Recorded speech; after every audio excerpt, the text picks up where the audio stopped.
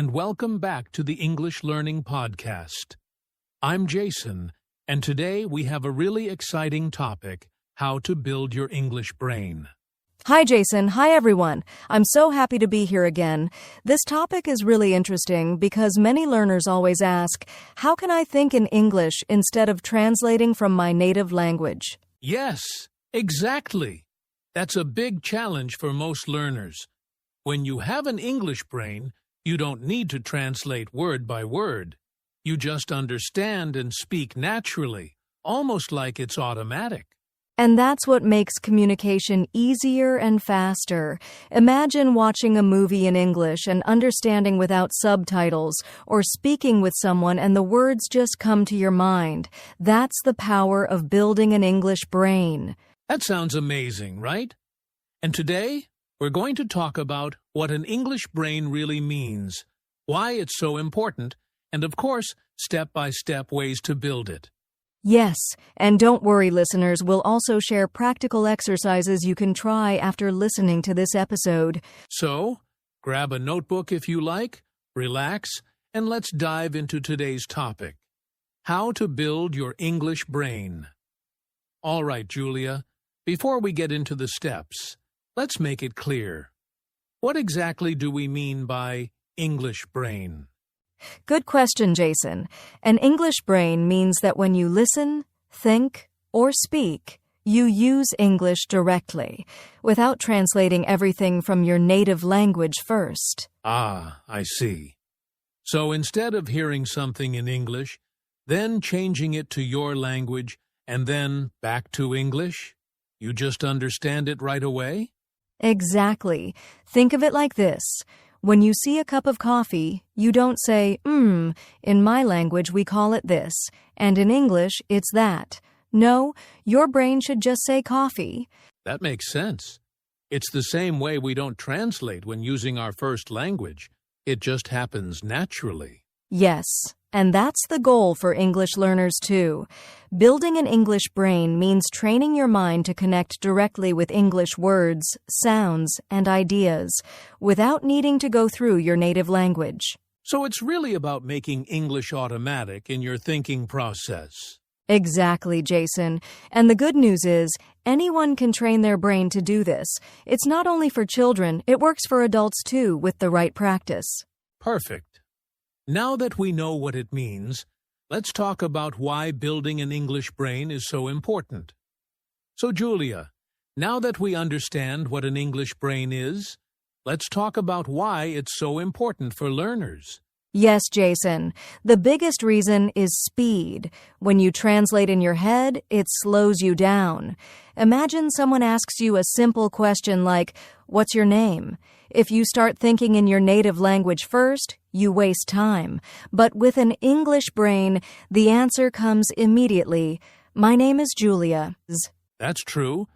And it's not only about speed, it's also about confidence. When you don't need to translate, you feel more natural and relaxed in conversations. Exactly. And let's not forget listening skills. If you're always translating, you might miss parts of the conversation. But with an English brain, you catch the meaning faster, like when watching movies, listening to podcasts, or talking with friends. I can give a quick example. I once had a student who always translated in her head. She said when she finally started thinking in English, she could actually enjoy conversations instead of worrying about grammar. That's a great example. And one more point. Building an English brain doesn't just help with speaking and listening. It also makes reading and writing easier because your brain starts working in English naturally. So, in short, speed, confidence, better listening, and overall fluency. Those are the reasons building an English brain is so important. Yes, and the best part is, it's not impossible. With practice, every learner can reach that stage. Perfect. Now, let's look at how the brain actually learns a language. All right, Julia, now I think it's time we explore how the brain actually learns a language. Because if we know that, it's easier to understand how to build an English brain. Exactly, Jason. Let's start with children. Babies don't study grammar books. They don't memorize long vocabulary lists. They learn by listening to sounds, repeating words, and connecting them with real life. Right. A child hears milk every day when they drink milk, and soon their brain connects the word directly with the object, without translation. Yes, and that's the natural process. First, the brain collects sounds, then words, then sentences, and later, grammar comes naturally through patterns, not rules. That's so true. But what about adults? Many learners think it's harder for them to build this kind of brain. Well, adults do learn differently. We already have one language system in our brain, so sometimes we depend too much on translation. But the good news is, our brains are very flexible. Scientists call it neuroplasticity. It means the brain can still create new connections and habits, even as adults. That's encouraging. So, if we practice like children, listening, repeating, and using English in real life, we can also build an English brain. Exactly. It's about training your brain step by step until English feels natural, just like your first language. That makes a lot of sense. And now that we know how the brain learns, I think it's time to share the practical steps learners can take to build their English brain. All right, Julia, now comes the most exciting part. How can learners actually build their English brain? Yes, Jason, we'll share 5 simple but powerful steps that anyone can start using today. Step 1. Surround yourself with English. The first step is to surround yourself with English every day. Think of it like creating an English environment, even if you live in a non-English speaking country. That's a good point. For example, listen to English podcasts, watch short videos, or even change your phone language to English. Exactly. The more your brain hears English, the more it starts recognizing patterns and words automatically. Step 2. Speak without fear. Step 2. Speak without fear. This is a big one because many learners stay silent until they think their English is perfect. Yes, but the truth is, waiting for perfection only delays progress. Even if you make mistakes, speaking is the best training for your brain. I tell my students, don't aim for perfect sentences, aim for communication. If the other person understands you, that's success. That's a great reminder. Mistakes are not failures. They're practice for the brain. Step 3. Think in English. Now, Step 3. Think in English. This is the real brain training. Instead of translating in your head, practice describing your day or your thoughts directly in English. For example, if you're cooking, don't think in your language and then translate. Just say to yourself, I'm cutting vegetables, or the soup is hot. Exactly. Start small, even with 1 or 2 sentences a day. Over time, your brain will get used to using English naturally. Step 4. Learn words in context. Step 4 is really important. Learn words in context, not alone. Yes, instead of memorizing a list like apple, table, run, happy, try to learn them inside sentences. For example, I eat an apple every morning, or she runs to school. That way, your brain connects the word with real situations, making it easier to remember and use. Exactly. Context gives meaning, and meaning helps the brain build stronger memory. Step 5. Practice small conversations daily. And finally, Step 5. Practice small conversations every day. You don't need long talks. Even a few minutes helps. Yes, you can practice with a friend, a language partner online, or even talk to yourself in the mirror. The idea is to make English a daily habit. Small, consistent practice trains the brain much better than one long study session once a week. That's right. Consistency builds the English brain step by step. So, to review, surround yourself with English, speak without fear, think in English, learn words in context, and practice small conversations daily. Perfect summary, Julia. If listeners follow these 5 steps, Their brains will start to process English much faster and more naturally. And remember, listeners, you don't have to do all 5 steps perfectly at once. Start with 1 or 2 and add more over time. Exactly. It's about progress, not perfection. All right, Julia, we've shared the 5 steps, but now I think our listeners need something they can actually practice today. Yes, Jason. Let's give them some simple exercises to start building their English brain immediately. Exercise 1, Thinking Practice. First, a thinking exercise. Right now, wherever you are, look around and describe what you see in English. For example, I see a chair. The chair is black. There's a window. That's a great one. You don't need to say complicated sentences. Even short ones train your brain to use English directly. Exercise 2. Listening and repeating. Next, a listening exercise.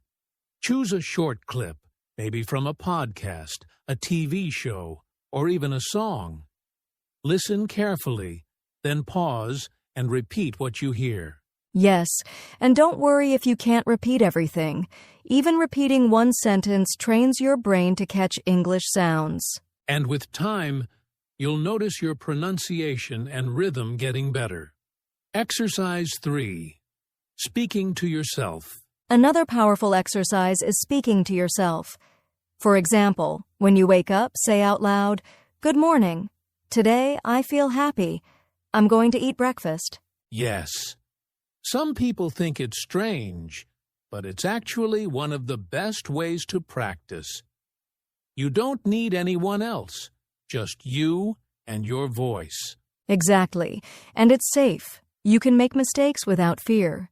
Exercise 4, Daily English Diary. Here's one more idea. Keep a short English diary. Every night, write 2 or 3 sentences about your day, like I went to work. I met my friend. We had coffee together. That's perfect, Jason. Writing helps you think in English, and it also builds memory because you're using words in context. So, listeners, here's your homework. Try at least one of these exercises today. Thinking in English, repeating after a clip, talking to yourself, or writing a diary.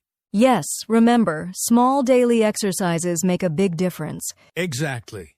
And if you keep doing them, your English brain will grow stronger and stronger. So, Julia, before we move on, I think it's important to mention some common mistakes learners make when trying to build their English brain. Yes, Jason. The first big mistake is overthinking grammar. Many learners try to make every sentence perfect before speaking. That's true. But if you wait for perfect grammar, you'll never actually speak. Fluency comes from practice, not perfection. Exactly. Another mistake is fear of making mistakes. Some learners stay silent because they don't want to sound wrong, but mistakes are a normal part of learning. Right. In fact, mistakes are proof that you're trying, and every mistake teaches your brain something new. And the last mistake is translating every single word. Of course, in the beginning, some translation is natural, but if you depend on it too much, your brain won't switch into English mode. So the key is, don't overthink grammar, don't fear mistakes, and don't translate too much. Focus on communication and progress. Exactly. If learners avoid these traps, they'll build their English brain much faster. All right, Julia, now that we've shared practical steps and exercises, I think it's time to talk about something just as important: mindset and motivation. Absolutely, Jason. Building an English brain isn't something that happens overnight. It takes patience, consistency, and the right attitude. Exactly. Many learners get frustrated when they don't see immediate results. But the truth is, small progress every day adds up to big improvements over time. Yes, even 10 or 15 minutes of daily practice is better than one long session a week. Your brain needs consistent exposure and use to form new connections. And another thing, celebrate small victories. Did you speak a full sentence without translating? Did you understand a podcast sentence without subtitles? That's progress. Absolutely. And don't compare yourself to others. Everyone learns at their own pace. Focus on your own journey, and your brain will grow step by step. So the mindset is simple. Be patient, stay consistent, celebrate small wins, and keep practicing. Yes, and remember, your brain is capable of learning English at any age. Believe in yourself and enjoy the process. All right, Julia. Let's give our listeners a quick daily routine they can follow to train their English brain. Yes. Here's a simple 90-second plan you can do every day. First, listen to something in English for a few minutes, like a podcast, a song, or a short video. Next, think in English about what you just listened to. Try to summarize it in your own words in your head, or even say it out loud. Then, speak for a few minutes. Talk to yourself, describe your surroundings, or practice a short conversation. Finally, review. Write down 1 or 2 new words or phrases you learned today, and try to use them tomorrow. That's it. Just these 4 steps, listen, think, speak, review, take only a few minutes. But if you do it daily, your English brain will start growing quickly. Exactly. Consistency is the secret. Small daily habits beat long, irregular sessions every time. All right, Julia, we've covered a lot today.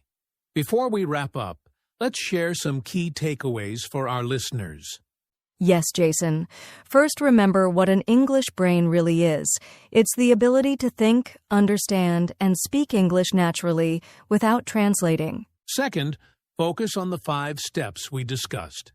Surround yourself with English, speak without fear, think in English, learn words in context, and practice small conversations daily. Third, use practical exercises every day. Think in English, repeat after clips, talk to yourself, and write a short diary. Small daily actions make a big difference. And finally, maintain a positive mindset. Be patient, celebrate small wins, and stay consistent. Your brain is capable of learning English at any age. Exactly. So, listeners, start with small steps. Make English a daily habit and enjoy the journey of building your English brain. That's right. With practice and the right mindset, fluency will come naturally over time. Well, that's all for today's episode on how to build your English brain. I hope you enjoyed it and learned some useful tips to start practicing right away. Yes, thank you so much for listening. Remember, building an English brain takes time and daily practice, but every small step counts. If you liked this episode, don't forget to subscribe to our English Learning Podcast so you won't miss future episodes. And feel free to share this with friends who are also learning English. The more we practice, the faster we grow. Exactly. Thanks again for joining us, and we'll see you in the next episode. Keep practicing, stay motivated, and keep building your English brain. Bye, everyone. Keep learning and have a great day.